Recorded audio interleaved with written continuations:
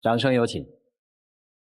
男嘉宾小杰，25岁，来自江西，公司会计；女嘉宾小丽，23岁，同样来自江西，是一名文员。来，有请两位，有请。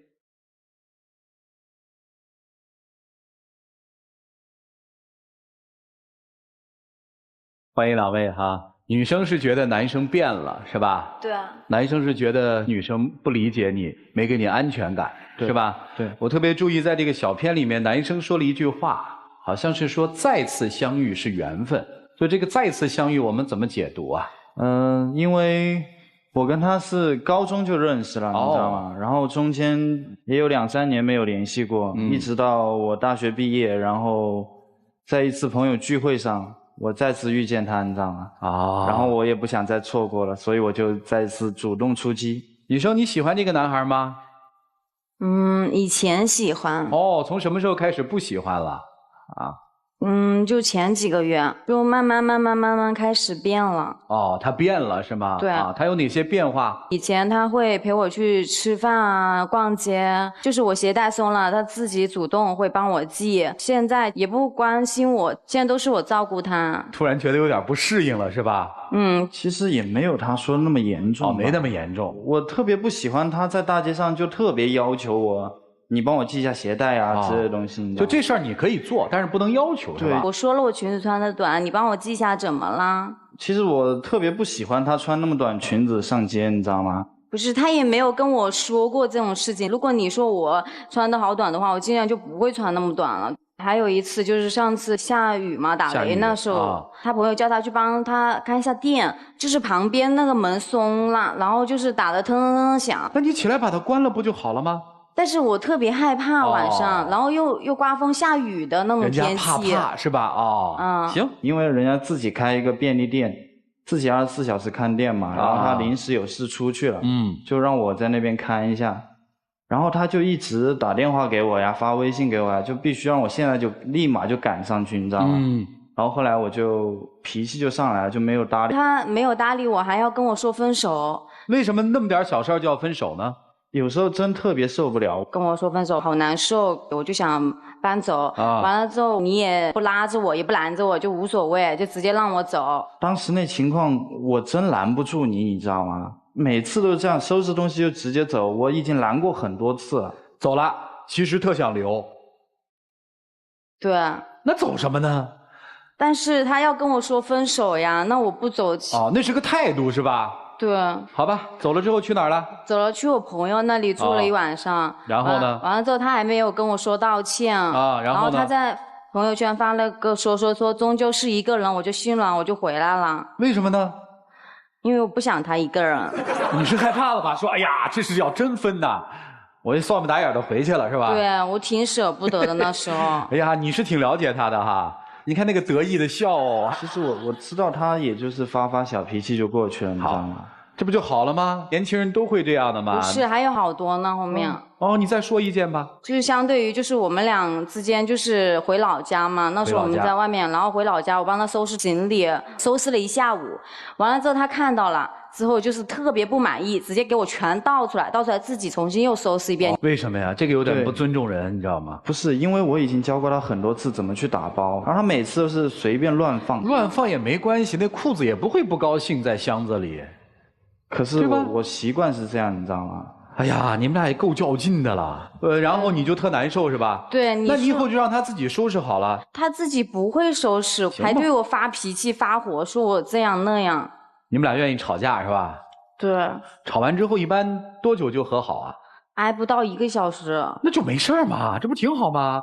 但是因为我每次都会主动去哄他，你知道吗？这不就行了吗？其实我挺不乐意，就是他每一次去聚会什么的，他都会去加别的异性朋友。大家注意啊，男生现在开始反击了啊！他每一次出去聚会什么的，如果有什么异性朋友要加他呀，他也不会去拒绝别人。就他微信里面朋友圈也好，什么也好，就反正异性朋友特别多。他每一次跟闺蜜出去玩也好啊，反正一定会有个把异性朋友在旁边。那些微信什么半夜也经常会响，看过吗？有偷看过。有一次他去洗澡嘛，上面写了什么？他手机在外面充电，你知道吗？上面写了什么？然后我就偷看过，好像也没认识几天，然后就聊得挺嗨吧，他们俩啊。我也没有说什么，他也看了我微信，他问我有没有男朋友，我说有啊，他也看了。所以核心的重点不在这儿啊，核心的重点在于男生会吃醋，男生认为女生在这个问题上不是那么严谨。还有什么呀？就反击这件事儿啊？还有就是，其实我家里最近也挺急的嘛，希望我跟他早点定下来嘛。你家里希望还是你希望？我家里啊，我带过他回家，他也见过我的父母。那你希望吗？当然了，你想娶她，对，家里也同意了，对。然后呢？然后我就到现在我也一直没有去见过他的父母，就去呗。一方面是他不同意吧，然后他一直都是说我可能达不到他父亲的那种标准，最近我也有点胆怯了，你知道吗？怎么了，姑娘？我妈就是我们楼下玩的挺好的那个女孩子，结婚都是有车有房，年薪都有20万。完了之后，她就那天跟我开了玩笑，她说女儿你也要找这样的，我就怕到时候我妈会不同意我跟她在一起，搞得我们两个感情会不好。我想晚一点，其实他们同不同意都是一回事，只要我们两个感情好就行。完了我这关都过不了，我还怎么带她去见我父母啊？那你这关主要是卡在哪儿了呢？就她现在跟以前完全是不一样的啊，以前是言听计从，对，是吧？特别贴心，对，特别贴心，特别暖。现在就完全就冰冰冷冷的。哦，开始你暖他了是吧？哦，你也不想暖他是吧？我想暖他，我暖不起来。啥意思？我就是那种性格的人，我就比较内向，然后他就是属于那种比较活泼，会跟我讲话的。完了之后，我一直就是黏着他，他就会嫌烦。你还有什么对他不满的？今天你不妨都说出来。其实我最近压力真的挺大的啊，什么压力？来自家庭也好啊，工作也好啊，很多时候，比如上次他去他奶奶家啊，接近1个星期，我也没有主动去找他呀，发微信给他呀，然后他可能也因为这件事情也有对我发过脾气吧。怎么了？啊？我正在忙的时候，或者是我正在跟领导讲话呀，或者怎么样，他打个电话来，我有不方便嘛，所以我就说我正在工作不方便，然后他就是那种特别拉着我聊。你是财会是吧？对，很辛苦是吧？觉得压力大是吗？对，你觉得他不理解你是吧？对，然后我特别想安静一下的时候，他就特别拉着我聊，你知道吗？我就会表现出不耐烦。就你希望有一个自己的沉淀的一个个人空间，对，是吧？女生想嫁个什么样的男人？尊重自己的，然后能够保护我，比较暖的男孩子就可以了。就是他不一定事业有大成，是吧？但是他一定要暖你。对，一般就行，只要有上进心就行。所以其实你希望的这些反面的东西，你现在男朋友都有，对吧？我听下来。行，看看老师们怎么帮你们来进行调整。我们一起进入丘比特问卷。很多女孩子在谈恋爱的时候会琢磨一个问题：我男朋友为什么变了？是不爱我了吗？其实有时候不是谁变了，是我们很难在爱情当中永远保持一个温度。初期是热烈的，自然会冷却，但冷却了之后，怎么保持长久的两个人之间的亲密关系？这个需要方法。而且是需要双方都有智慧去找这个方法。我觉得你还是没有太长大，沉浸在对情感理解的最表层的现象。你认为不给我系鞋带就是对我不好，不对。我倒是觉得他对你的陪伴和对你的耐心，这个是你要去反复思量的。而小伙子也说，出现一点情况我就要放弃，我不能保护你了，我们就要分手吧。虽然是一时的气话，其实也反映了你的一个问题。你也没有强大到说我可以给予一个女人她任性她弱势那一面的呵护，你也不能够全做得到。那么你就不要打肿脸充胖子说我是要保护她的。健康的爱情不是谁保护谁，真的是这个人走得慢点的时候，那个人拖他一把，那个人跑得快点的时候，回头看看另外一方。很少会说我们有齐头并进。我倒是觉得你们还是有一定的感情基础。只是说关注的点可能没有找对。独立起来吧，这对你们都是好的选择。谢谢。好，谢谢严老师。徐总，女孩，我问你个问题啊，打雷自己在家很害怕吗？门想来想去的，自己不能去关吗？就是挺害怕的，我就想让他关一下，不敢出去的。你不觉得太折腾他了吗？他在外面在做事情，还下着雨，然后一定要跑上楼来给你关边上那个门，自己做不到。在街上一定要让他为你去系鞋带吗？自己连鞋带都系不好，为什么要接受那么多异性的申请加好友，包括要跟他们去聊得那么嗨，他都看在眼里，他很难受。而此时此刻，他们家里希望他尽快的能在爱情上有一个结果，你都不让他去见你的父母，你也知道是什么原因，因为你觉得你达不到父亲或者母亲的那个要求。到底你要什么？你这是要跟他有一个未来吗？如果是的话，他缺什么你跟他说呀。真的你看中他身上是什么，还在不在，有没有？其实我对你其实就是一个问题，你到底要的东西这个男孩能不能给你？如果不能给，说清楚了。你希望他尊重你，反过来你并没有尊重他。你希望他暖你，我也没看出他怎么不暖你，而每次都是你在吵闹，而每次都是他在认错。周围为什么又多了那么多的异性？你到底是不是变了？我觉得此时此刻恰恰应该说出你自己心里想说的话。到底是他不符合你父母的标准，还是已经不在你的标准之上？说清楚了，这件事自然就会有解决的方式。就这样。好，谢谢曲总。来听听涂老师怎么说啊。其实你们之间所说的这些事情本身不是问题，但关键是这些事情背后的性质是什么。其实女生一直以来她想说的就是你要保持之前对我的热情，男生一直以来的要求就是希望女生在谈恋爱的时候可以可爱可以萌，但是在一起之后要迅速的变得贤惠和懂事起来。所以你看，虽然在生活当中你们是有为对方付出的，但是从总体你们对于对方的需求来看，你们的爱情方式一直是索取而不是付出。就我要你这样，我要你那样，我要你这样，我要你那样。但是生活的久了，你就会发现索取真的不快乐。真正相爱的两个人在一起，付出才是真正的快乐。老是索取真的不快乐。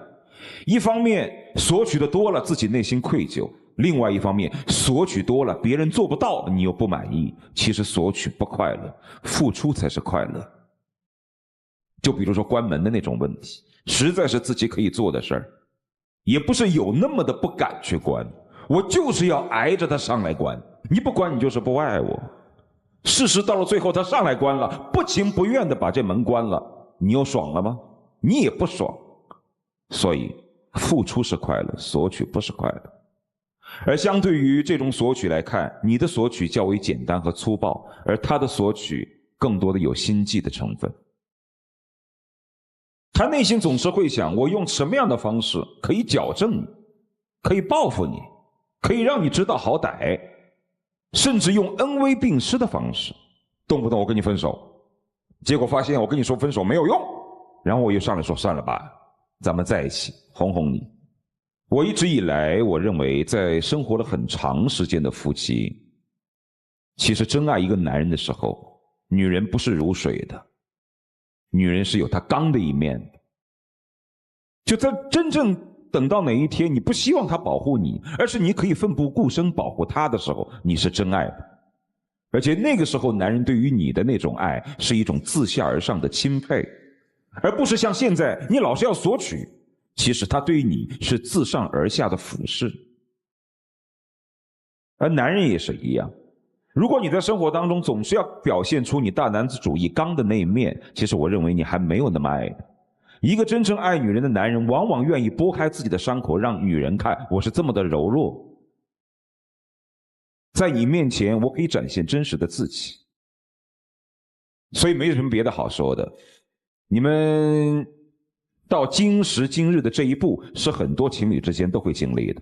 这些事情10年20年结了婚之后还是会发生，但最关键的一点在于你们要考虑一下，对方是否值得自己付出。如果只会索取的话，我相信不管跟谁谈，这恋爱还是谈不下去。好吧，就这样。好，谢谢涂老师啊。是，一起进入那几天喝古方红糖，真情60秒。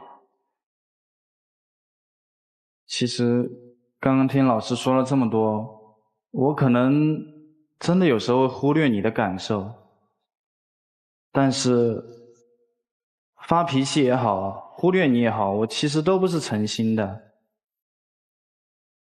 我也不想失去你，我真想跟你在一起。我希望你以后就是也不要凶我干嘛的。其实听老师说，他们说付出其实是快乐的。我希望我们两个之间都能不要去索取，而去付出。我就想你以后就态度对我也不要那么差，也不要那么大男子主义。有时候我真受不了你这种大男子主义，就是你有什么，我想考虑一下。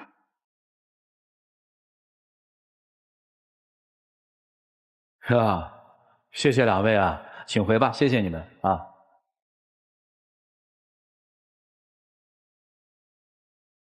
来，请关门。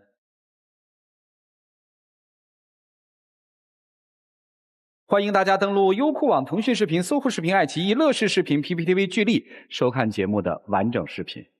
好了，来看看这对年轻人自己的选择吧。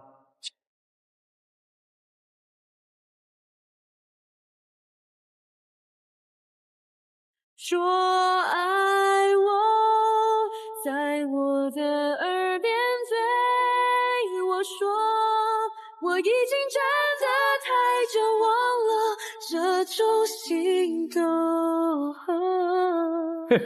来，有请我们的小花童，有请。